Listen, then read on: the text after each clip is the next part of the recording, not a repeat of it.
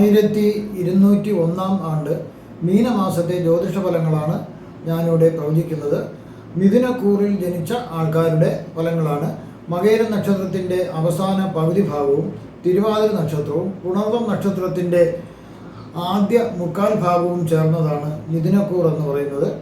ഭൂമി വ്യാപാരം, അതായത് റിയൽ എസ്റ്റേറ്റ് വളരെയധികം ക്രമേണ ഉണർന്ന് വരാനൊരു ആരംഭം കുറിക്കുന്ന ഒരു മാസമാണ്. അതുകൊണ്ട് ഇതുവരെ മന്ദിച്ചിരുന്നതാണത്. പക്ഷേ വളരെയധികം അല്പാൽപമായി ആ മേഖല വികസിക്കാനായിട്ടൊരു സാധ്യത കാണുന്നുണ്ട്. അതുപോലെ വ്യാപാരങ്ങളൊക്കെ ക്രമേണയൊക്കെ നടന്നു തുടങ്ങാം. അതുപോലെ പണവുമായിട്ടുള്ള ബിസിനസ്, അതായത് ഈ ബാങ്ക്, അതായത് ഫൈനാൻസ്, അവർക്കൊക്കെ വളരെ നല്ലൊരു മാസമാണിത്. ധാരാളം ബിസിനസ് അവർക്ക് നടന്നു കിട്ടേണ്ട ഒരു സാധ്യത കാണുന്നുണ്ട്. അതിൽ നിന്ന് അവർക്ക് ലാഭവും ധാരാളം പ്രതീക്ഷിക്കാവുന്നതാണ്. അതുപോലെ ഔഷധ നിർമ്മാണ കമ്പനികൾക്കും അതിൻ്റെ വിതരണക്കാർക്കും നല്ല ലാഭം കിട്ടുന്നൊരു സമയമാണ്. ഇരുമ്പുരുക്ക് വ്യവസായികൾക്കും അതിൻ്റെ വ്യാപാരികൾക്കൊക്കെ, അതായത് ഹോൾസെയിൽ വ്യാപാരികൾക്കായിരുന്നാലും റീറ്റെയിൽ വ്യാപാരികൾക്കായിരുന്നാലും എല്ലാം വളരെ ഗുണം കിട്ടുന്ന ഒരു ധാരാളം വ്യാപാരം നടക്കുന്നൊരു സമയമാണ്. സ്വർണം, വെള്ളി മുതലായ ലോഹങ്ങൾ കൊണ്ടുള്ള ആഭരണങ്ങൾ നിർമ്മിക്കുന്നവർക്കും അതിൻ്റെ വ്യാപാരികൾക്കും നല്ല ലാഭം പ്രതീക്ഷിക്കാവുന്നതാണ് ഈ സമയം. 12 രാശികളിലും ഈ ഗുണഫലങ്ങൾ കിട്ടുന്നതാണ്. അതുപോലെ തന്നെ മേൽപ്പറഞ്ഞ തൊഴിലുകൾ, അതായത് റിയൽ എസ്റ്റേറ്റ് അതുമായിട്ട് ബന്ധപ്പെട്ടത്, പിന്നെ അതുപോലെ ബാങ്കർ, ഫൈനാൻസ് ബിസിനസ്, ഔഷധ നിർമ്മാണം, ഇരുമ്പ് ഉരുക്ക്, പിന്നെ സ്വർണം, വെള്ളി പോലുള്ള ലോഹങ്ങൾ, ഇതെല്ലാം തന്നെയും ചെയ്തുകൊണ്ടിരിക്കുന്നവർക്ക് വളരെ ഗുണമുള്ള ഒരു സമയമാണ്. പുതിയതായിട്ട് ഈ ബിസിനസ്സിൽ വന്നു ചേരുന്നവർക്ക് കുറച്ച് പ്രയാസങ്ങൾ നേരിടേണ്ടി വരും. നിലവിലുള്ളവർക്ക് പുതിയ ബ്രാഞ്ചുകൾ തുറക്കുന്നതിനും എല്ലാത്തിനും അവർക്ക് ഒരു പറ്റിയ മാസമാണിത്. അതുപോലെ ജാതകത്തിൽ തൊഴിലിൻ്റെ കാര്യങ്ങളൊക്കെ പറയുന്നുണ്ട്. അതായത് താഴെ പറയുന്ന ആ തൊഴിലിൻ്റെ കാര്യങ്ങളൊക്കെ ജാതകത്തിൽ പ്രത്യേകം പറയുന്നുണ്ട്. ഒരാൾ ജനിച്ചാൽ ആ ആളിൻ്റെ ജാതകത്തിൽ എന്ത് തൊഴിൽ ചെയ്ത് ജീവിക്കണം, പിന്നെ കൈത്തൊഴിൽ പഠിക്കണം, ഏത് രീതിയിലുള്ള വിദ്യാഭ്യാസം നേടണം എന്നെല്ലാം വിശദമായി പറയുന്നുണ്ട്. അതിന് അനുസരിച്ചായിരിക്കും, അത് ജാതകം പരിശോധിച്ചാൽ മനസ്സിലാക്കാവുന്നതേ ഉള്ളൂ. ആ തൊഴിൽ ഭാഗ്യം നോക്കിയാൽ മതി. അതുപോലെ 10ാം ക്ലാസ് പരീക്ഷ കഴിഞ്ഞ കുട്ടികളുടെ രക്ഷകർത്താക്കൾ ജാതകം ഒന്ന് പരിശോധിക്കുന്നത്, നല്ലൊരു ജ്യോത്സ്യനെ വിട്ട് ജാതകം പരിശോധിക്കുന്നത് നല്ലതായിരിക്കും. കാരണം അതിൽ തൊഴിൽ, വിദ്യാഭ്യാസം, കൈത്തൊഴിൽ എന്നിവ മനസ്സിലാക്കാവുന്നതാണ്. എന്നിട്ട് കുട്ടിയുടെ അഭിപ്രായം കൂടി ചോദിക്കുക. കുട്ടി ഏതാണോ ആശയമുള്ളത് അത് പഠിപ്പിക്കുക, അല്ലെങ്കിൽ ജാതകത്തിലുള്ള തൊഴിൽ പഠിപ്പിക്കുക. ആരെയും നിർബന്ധത്തിന് വഴങ്ങി ഒരു കുട്ടിയെയും ഒരു കോഴ്സിനും കൊണ്ട് ചേർക്കരുത്. ആ കുട്ടിയുടെ ആശയ്ക്കാണ് മുൻതൂക്കം കൊടുക്കേണ്ടത്, അവൻ്റെ ഭാവിക്കാണ് മുൻതൂക്കം കൊടുക്കേണ്ടത്. അതുപോലെ തിരഞ്ഞെടുപ്പ് എങ്ങനെ ജയിക്കാം എന്നുള്ള കാര്യങ്ങളാണ്, ആരൊക്കെ ജയിക്കാം എന്നുള്ളതാണ് പറയുന്നത്. അതായത് ജാതകത്തിൽ ഒരാൾ ജനിക്കുമ്പോൾ താഴെ പറയുന്ന യോഗങ്ങളോ ഗ്രഹസ്ഥാനങ്ങളോ ഭാവാധിപ സ്ഥാനങ്ങളോ ഉണ്ടെങ്കിൽ മാത്രമേ ഇലക്ഷന് ജയിക്കാൻ സാധിക്കൂ. അതിൽ ആദ്യ യോഗം, നീചഭംഗ രാജയോഗം, പഞ്ചപുരുഷ മഹായോഗം, മഹാപരിവർത്തന യോഗം, ഭരണസാരഥ്യ യോഗം എന്നീ യോഗങ്ങളുണ്ടെങ്കിൽ തീർച്ചയായിട്ടും ജയിക്കുകയും അധികാരമുള്ള ഒരു ചുമതല ഏൽക്കുകയും ചെയ്യാം. ശനീശ്വരൻ തുലാം, കുംഭം, മീനം രാശികളിൽ നിന്നിരുന്നാലും ഇലക്ഷന് ജയിക്കാൻ സാധിക്കും. അതുപോലെ ഗുരു ധനുരാശിയിലോ ഗുരുവും ശനീശ്വരനും കൂടി നിന്നാലോ ജയിക്കാൻ സാധിക്കും. രാഹു 9ാം ഭാവത്തിൽ നിന്നാലും തിരഞ്ഞെടുപ്പിൽ ജയിക്കാൻ സാധിക്കും. അതുപോലെ സൂര്യൻ 3, 11, ചന്ദ്രൻ 11, രാഹു 9 എന്നീ ഭാവങ്ങളിൽ ഗുണമുള്ള രാശികളിലാണ് നിൽക്കുന്നതെങ്കിലും തിരഞ്ഞെടുപ്പിൽ ജയിക്കാം.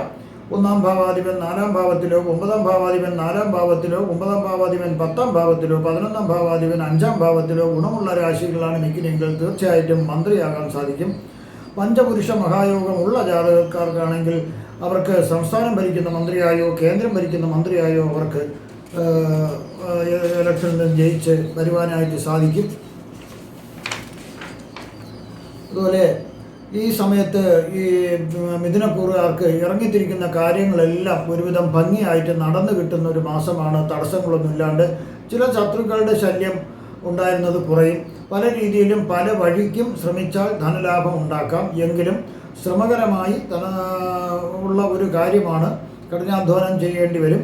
നിങ്ങളുടെ സഹോദരന് നിങ്ങളെക്കൊണ്ട് വളരെയധികം നേട്ടമുണ്ടാകുന്നൊരു സമയമാണ്. ആത്മധൈര്യവും ആത്മവിശ്വാസവും ഉണ്ടാകും. ഏത് പ്രതിസന്ധികളെയും തരണം ചെയ്യാനായിട്ട് ഒരു കഴിവ് ലഭിക്കുന്നൊരു സമയമാണ്. ചില ഗ്രഹങ്ങൾ മോശം രാശികളിലായതിനാൽ മോശഫലങ്ങളും ലഭിക്കുന്നതിനുള്ള സാധ്യത കാണുന്നുണ്ട്.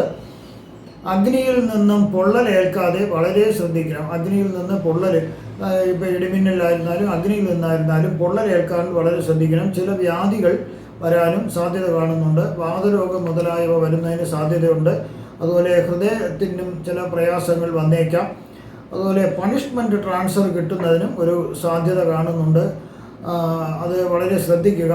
അതുപോലെ ആലോചിച്ച് വേണം ഓരോ കാര്യങ്ങൾ ചെയ്യാൻ. ബുദ്ധിമോശം പ്രവർത്തിക്കരുത്. വിദ്യാർത്ഥികൾക്ക് വിദ്യാ തടസ്സം കാണുന്നു. അതുകൊണ്ട് വളരെ ശ്രദ്ധിക്കുക, തടസ്സം വരാതെ ശ്രദ്ധിക്കുക. ബന്ധുജനങ്ങളുടെ വിരോധം വരാതെ ശ്രദ്ധിക്കണം. അങ്ങനെയൊക്കെ ഉള്ളൊരു കാര്യങ്ങൾ മാത്രമാണ് ഇപ്പം ഫലത്തിൽ പറയാനുള്ളത്. ഇനി ഈ മിഥുനക്കൂറിൽ വരുന്ന നക്ഷത്രങ്ങളുടെ പ്രായത്തിനനുസരിച്ചിട്ടുള്ള കാര്യങ്ങളാണ് പറയുന്നത്. 18 വയസ്സ് വരെ ഉള്ളവർക്ക് ബന്ധുജനങ്ങളിൽ ആരെങ്കിലുമോ ഉറ്റ മിത്രമോ നിങ്ങളെ ആരെങ്കിലും സഹായിച്ചുകൊണ്ടിരുന്ന, വളരെയധികം സഹായങ്ങൾ നിങ്ങൾക്ക് ചെയ്തുകൊണ്ടിരുന്ന ആൾ വളരെ വിദൂര സ്ഥലത്തേക്ക് പോകാനോ അല്ലെങ്കിൽ മരണപ്പെടാനോ ഒരു സാധ്യത കാണുന്നുണ്ട്. 18 വയസ്സ് മുതൽ 34 വയസ്സ് വരെ ഉള്ളവർക്ക് ഉന്നത വിദ്യാഭ്യാസം, പ്രതീക്ഷിച്ചതിലും കൂടുതൽ നല്ല നിലവാരത്തിലുള്ള വിദ്യാഭ്യാസം ലഭിക്കുന്നതിന് ഒരു സാധ്യത കാണുന്നുണ്ട്. അതുപോലെ തന്നെ അവർക്ക് ആ ലഭിച്ച തൊഴിൽ, വിദ്യാഭ്യാസത്തിനനുസരിച്ച് നല്ല തൊഴിൽ ലഭിക്കുന്നതിനും അവർക്ക് നല്ല രീതിയിൽ ഒരു വിവാഹം നടത്തുന്നതിനും സന്താന ഭാഗ്യം ഉണ്ടാകുന്നതിനും ഒക്കെ ഭാഗ്യമുണ്ട്. 34 വയസ്സ് മുതൽ 53 വയസ്സ് വരെ ഉള്ളവർക്ക് അസൂയ നിറഞ്ഞ ആൾക്കാർ, അത് ശത്രുക്കളാകട്ടെ ബന്ധുക്കളാകട്ടെ, അവർ ചില അപവാദങ്ങൾ പറഞ്ഞു വരുത്തുകയും ചെയ്യാത്ത കാര്യങ്ങൾക്ക് പഴി കേൾക്കേണ്ടി വരികയും ചെയ്യാം. അത് ആരും സഹായിക്കാനില്ലാത്ത ഇതൊക്കെ വിശ്വസിച്ചിട്ട് നമ്മുടെ വേണ്ടപ്പെട്ടവർ പലരും നമ്മളോട് ഒരു ദുർമുഖം കാണിക്കാം. അങ്ങനെ ഒരു അവസ്ഥ വരാം. അതാണ് പറഞ്ഞാൽ ആരും സഹായിക്കാനില്ലല്ലോ എന്നുള്ളൊരവസ്ഥ വരാം. അന്യദേശവാസം ചെയ്യേണ്ടതായിട്ടും കാണുന്നുണ്ട്. 53 വയസ്സ് മുതൽ 70 വയസ്സ് വരെ ഉള്ളവർക്ക് ആഗ്രഹിക്കുന്ന മനസ്സമാധാനം ലഭിക്കുന്നതിനുള്ളൊരു സാധ്യതയുണ്ട്. ബുദ്ധി നേർവഴിയിലാകാം. ശാരീരിക അസ്വസ്ഥതകൾ ഉണ്ടെങ്കിൽ തന്നെയും വലിയ പ്രശ്നങ്ങളൊന്നും ഇല്ലാണ്ട് മുന്നോട്ട് പോകാൻ സാധിക്കും. 70 വയസ്സ് മുതൽ 77 വയസ്സ് വരെ ഉള്ളവർക്ക് ചില അസുഖങ്ങളൊക്കെ തലപൊക്കുന്നതിനൊരു സാധ്യതയുണ്ട്. വാർദ്ധക്യ സഹജമായ അസുഖങ്ങൾ ആയിരിക്കാം. അത് വൈദ്യസഹായം ലഭിച്ചു കഴിഞ്ഞാൽ കുറേയൊക്കെ പരിഹരിച്ച് മുന്നോട്ട് പോകാവുന്നതേ ഉള്ളൂ. അടുത്തത് തിരുവാതിര നക്ഷത്രക്കാരുടെയാണ് പറയുന്നത്. പല രീതിയിലുള്ള രോഗങ്ങളും, ഇത് 12 വയസ്സ് വരെയുള്ള തിരുവാതിര നക്ഷത്രക്കാർക്കാണ്. അവർക്ക് പല രീതിയിലുള്ള ചില രോഗങ്ങൾ വരുന്നതിനുള്ള ഒരു സാധ്യത കാണുന്നുണ്ട്. പ്രായത്തിനനുസരിച്ച് ഒരു പക്വതയില്ലാത്ത ഒരു പ്രകൃതം ഇതിൽ ചില തിരുവാതിര നക്ഷത്രക്കാർക്ക് വരാം. അതുപോലെ തന്നെ പല ആപത്തുകളും വരേണ്ട സാധ്യതയുണ്ട്. ഇത്തിരി അസുഖങ്ങളൊക്കെ കൂടിയിട്ട് ഒരു കാഷ്വാലിറ്റി അല്ലെങ്കിൽ ICUയിലൊക്കെ പോകേണ്ട ഒരു സാഹചര്യം വരാനൊരു സാധ്യത ചില തിരുവാതിര നക്ഷത്രക്കാർക്ക് കാണുന്നുണ്ട്. ഇതിൽ ചില ആൾക്കാർക്ക് നല്ല വസ്ത്രങ്ങൾ പോലും ഇല്ലാത്ത ഒരു ദാരിദ്ര്യാവസ്ഥ വരാനും സാധ്യതയുണ്ട്. 12 വയസ്സ് മുതൽ 28 വയസ്സ് വരെയുള്ളവർക്ക് അല്പാൽപമായി ഈ പുരോഗതിയിലേക്ക് വരാം. ഈ മോശം അവസ്ഥയിൽ നിന്ന് ഒരു പുരോഗതിയിലേക്ക് അവസ്ഥ മാറാം. ദാരിദ്ര്യവും കഷ്ടപ്പാടുകളെല്ലാം മാറാം. അങ്ങനെയൊക്കെ ഒരു അവസ്ഥ വരുന്ന ഒരു സമയം കൂടിയാണ്. ഇതൊക്കെയാണെങ്കിൽ അവർക്ക് വിദ്യാഭ്യാസം ലഭിക്കുന്നു, മാന്യമായ ഒരു തൊഴിലും ലഭിക്കുന്നതിനുള്ള ഒരു സാധ്യതയുണ്ട്. വിദ്യാഭ്യാസത്തിൻ്റെ നിലവാരമനുസരിച്ച് അവർക്ക് നല്ല ഒരു തൊഴിൽ ലഭിക്കുന്നതിനും എല്ലാം സാധ്യതയുണ്ട്.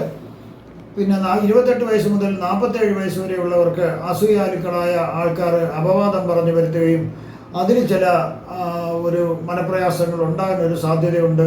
കുറ്റമിത്രങ്ങൾ പോലും ഈ അപഖ്യാതിയിൽ വിശ്വസിച്ച് അവർക്കും നിങ്ങളോട് ഒരു ദുർമുഖം വരാം. ചില രോഗങ്ങൾ വരുന്നതിനുള്ള ഒരു സാധ്യതയുണ്ട്. അന്യ പുരുഷന്മാർ നിമിത്തം സ്ത്രീകൾക്കും അന്യ സ്ത്രീകൾ നിമിത്തം പുരുഷന്മാർക്കും ചില മാനഹാനി വരാനുള്ള സാധ്യതയുണ്ട്. വളരെ ശ്രദ്ധിക്കുക. 47 വയസ്സ് മുതൽ 64 വയസ്സ് വരെ ഉള്ളവർക്ക് ധനപരവ് ധാരാളം ഉണ്ടാകുന്നതിനുള്ള ഒരു സാധ്യത കാണുന്നുണ്ട്. ആഗ്രഹിക്കുന്ന കാര്യങ്ങളെല്ലാം ഒരു പരിധിവരെ നടന്നു കിട്ടേണ്ട ഒരു സമയവും കൂടിയാണിത്. ബന്ധുക്കളുടെ ഒത്തുചേരലുകൾ നടക്കാം. പിന്നെ പ്രമേഹ രോഗമുള്ളവർക്ക് ഒന്ന് ശ്രദ്ധിച്ചിരുന്നാൽ വളരെ നല്ലതായിരിക്കും. 64 വയസ്സ് മുതൽ 71 വയസ്സ് വരെ ഉള്ളവർക്ക് വലിയ രീതിയിൽ ജീവിതത്തിൽ പ്രശ്നങ്ങളൊന്നും കാണുന്നില്ല. അവരുടെ കുട്ടികളും പേരക്കുട്ടികളുമായിട്ടൊക്കെ സന്തോഷം കൊണ്ട് ജീവിക്കുന്ന ഒരു സമയമാണ്. അതുകൊണ്ട് വലിയ ബുദ്ധിമുട്ടുകളൊന്നുമില്ല. പക്ഷേ ഈ സമയം അവർക്ക് ധാരാളം വസ്തുക്കളും പണവും വീടുകളൊക്കെ ധാരാളം ഉണ്ടെങ്കിൽ അവരുടെ വസ്തുവകകൾ കൈവശപ്പെടുത്തുന്നതിന് ആരെങ്കിലും അവരെ ബലമായി പിടിച്ച് കൊണ്ടുപോയി അതൊക്കെ കൈക്കലാക്കാൻ ശ്രമിക്കാം. 71 വയസ്സിന് മുകളിലോട്ടുള്ള തിരുവാതിര നക്ഷത്രക്കാർക്ക് മുമ്പ് അനുഭവിച്ച കുറച്ച് മാനസിക പ്രയാസങ്ങളും ചില ശത്രുക്കളായ ആൾക്കാരുടെ വസ്തുക്കൾ കൈവശമാക്കാൻ നോക്കിയിട്ടുള്ളൊരു മനപ്രയാസങ്ങളൊക്കെ അവർക്കുണ്ടാകാമെങ്കിലും അതിൽ നിന്നെല്ലാം മോചനം ലഭിക്കും. സർജറി, ഒരു ചെറിയ സർജറി നടക്കാം. അത് എല്ലിനെ സംബന്ധിച്ചുള്ളൊരു സർജറി ആയിരിക്കാം നടക്കുന്നത്. അടുത്ത പുണർന്ന നക്ഷത്രക്കാരുടെയാണ് പറയുന്നത്. 9 വയസ്സ് വരെയുള്ള പുണർന്ന നക്ഷത്രക്കാർക്ക് വളരെ ഗുണകരമായ ഒരു സമയമാണ്. കുടുംബത്തിൽ പല നല്ല കാര്യങ്ങളും നടക്കാം. ആരോഗ്യത്തിനും സമ്പത്തിനും വലിയ കുറവില്ലാണ്ട് പോകാൻ സാധിക്കും. 9 വയസ്സ് മുതൽ 28 വയസ്സ് വരെയുള്ളവർക്ക് ഒരു മോശപ്പെട്ടൊരു സമയമാണെന്ന് പറയാം വേണമെങ്കിൽ. കാരണം ആരും സഹായത്തിനില്ലല്ലോ എന്നൊരു അവസ്ഥ വരാം. കൂട്ടുകെട്ടുകൾ മോശമാണെങ്കിൽ ഈ സമയം ചില തെറ്റുകൾക്ക് വേണ്ടി പോലീസ് കേസുകൾ, കോടതി നടപടികൾ ഉണ്ടായെന്ന് വരാം. ശ്രദ്ധിക്കുക. സ്വദേശം വിട്ട് അന്യദേശത്തേക്ക് പോകുന്നതിന് ഒരു സാധ്യത കാണുന്നുണ്ട്. അതുപോലെ വിദ്യാർത്ഥികൾക്ക് വിദ്യാതടസ്സം വരുന്നതിനൊരു സാധ്യത കാണുന്നുണ്ട്. തൊഴിൽ ലഭിച്ചാൽ തന്നെ ആ തൊഴിൽ ഒരിക്കലും നിങ്ങൾ കൈവിടരുത്. കാരണം വേറൊരു തൊഴിൽ കിട്ടുവാൻ ഈ സമയം ഇതിൽ സാധ്യത കുറവാണ്. 28 വയസ്സ് മുതൽ 45 വയസ്സ് വരെ ഉള്ളവർക്ക് അവർക്ക് പറ്റിയ ഇണയെ കണ്ടുപിടിച്ച് വിവാഹം നടക്കാം എന്നുള്ളൊരു സമയമാണ്. ധനസമൃദ്ധി ഉണ്ടാകാം. അതുപോലെ ആഗ്രഹിക്കുന്ന കാര്യങ്ങൾ നടക്കാം. ചില രോഗങ്ങൾ വരുവാനുള്ള സാധ്യത കാണുന്നുണ്ട്. 45 വയസ്സ് മുതൽ 52 വയസ്സ് വരെ ഉള്ളവർക്ക് പല പ്രകാരത്തിലും ചില ദുഃഖങ്ങൾ വരുന്നതിനുള്ള ഒരു സാധ്യതയുണ്ട്. ധനനാശം സംഭവിക്കാം. അതുകൊണ്ട് അത്തരം കാര്യങ്ങളൊക്കെ, ധനം എവിടെയാണോ നഷ്ടപ്പെടുന്നത് അല്ലെങ്കിൽ പാഴ്ച ചിലവുകൾ ഇവരൊക്കെ നിയന്ത്രിക്കുക. ഒരു സാമ്പത്തിക അച്ചടക്കം പാലിക്കുന്നത് നല്ലതായിരിക്കും ഈ സമയം. 52 വയസ്സ് മുതൽ 72 വയസ്സ് വരെയുള്ളവർക്ക് ഇത്ര നാളും അനുഭവിച്ച ദുരിതങ്ങൾക്കും എല്ലാം പൂർണ്ണമായി ശാന്തി ലഭിക്കുന്നു. അവർക്ക് വീട്, വാഹനം, ധാരാളം വസ്തുക്കൾ എന്നിവ ലഭിക്കുന്നതിന് സാധിക്കുന്നു. മുമ്പ് അവർ സാമ്പത്തിക അച്ചടക്കം അവർ പാലിച്ചതുകൊണ്ടും പാഴ്ചകളെല്ലാം നിയന്ത്രിച്ച് അങ്ങനെ ഒരു സാമ്പത്തിക അച്ചടക്കം ഉള്ളതുകൊണ്ട് അവർക്ക് വളരെയധികം ധനം അവർക്ക് സൂക്ഷിക്കാൻ, സമ്പാദിക്കാൻ സാധിക്കുന്ന ഒരു സമയം കൂടിയാണ് ഈ കഴിഞ്ഞ സമയം. ഈ സമയമല്ല. 72 വയസ്സ് മുതൽ മുകളിലോട്ടുള്ളവർക്ക് പല പ്രകാരത്തിലും ചില ദുഃഖങ്ങൾ വരുന്നതിനുള്ള ഒരു സാധ്യത കാണുന്നുണ്ട്. അത് ചില വീഴ്ചകൾ മൂലം ചില അപകടങ്ങൾ, എല്ലൊക്കെ ഒടിയാനൊക്കെ ഉള്ള സാധ്യതയുണ്ട്. അതുകൊണ്ട് വളരെ ശ്രദ്ധിക്കുക. വീഴാണ്ടിരുന്നാൽ വലിയ പ്രശ്നങ്ങളൊന്നും വരാണ്ട് മുന്നോട്ട് പോകാൻ സാധിക്കും. ഇവിടെ ഞാൻ പ്രവചിച്ചത് സാമാന്യ ഫലങ്ങൾ മാത്രമാണ്. കൃത്യമായ ജ്യോതിഷ ഫലങ്ങൾക്ക് ജാതക പരിശോധന അത്യാവശ്യമാകുന്നു. നിങ്ങൾക്കുള്ള ജ്യോതിഷപരമായോ പൂജാപരമായോ വാസ്തുപരമായോ മുഹൂർത്തപരമായുള്ള കാര്യങ്ങൾക്ക് ഫോണിലോ വാട്സപ്പിലോ ബന്ധപ്പെടാവുന്നതാണ്. ഈ മീനമാസത്തിൽ, വരുന്ന മീനമാസത്തിൽ നിങ്ങൾക്ക് സർവ്വവിധ സുഖ സമ്പൽ സമൃദ്ധി, ദീർഘായുസ്, ആയുസ്, ആരോഗ്യ സൗഭാഗ്യങ്ങൾ ഭഗവാൻ നൽകുമാറാകട്ടെ എന്ന് ഞാൻ പ്രാർത്ഥിക്കുന്നു. നന്ദി, നമസ്കാരം.